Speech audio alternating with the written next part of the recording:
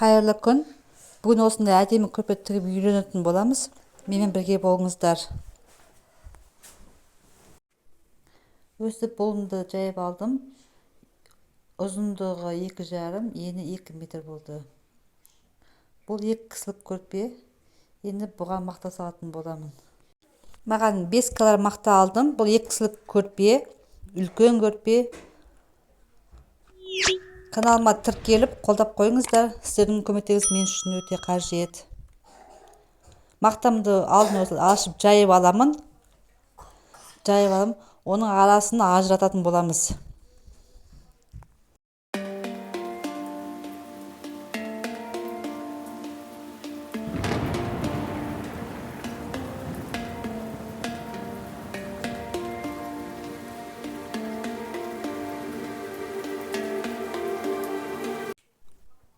Енді көрпені сізді толық орап аласыздар. Мен ол жерін түсірген жоқпын, ұзақ болып кетеді. Осылай асықпай домалақтап орап алдым.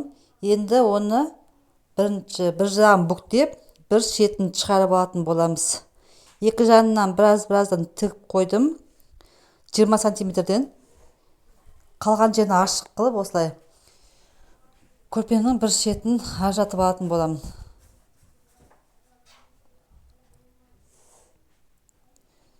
Енді тура солай екі бүктеп, екінші жағында солай ішін сыртына қаратып жасап алатын боламыз.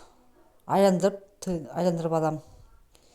Енді шетінен ақырын отырып, мақта сырғып кетпес үшін шетін басып отырып, көрпемізді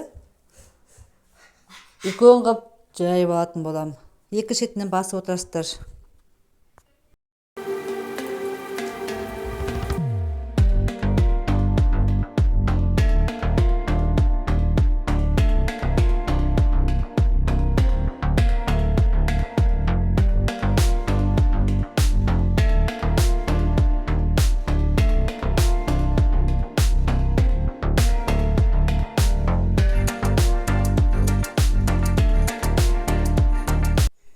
Көрпені ішін сыртына қаратып айландырып алдым.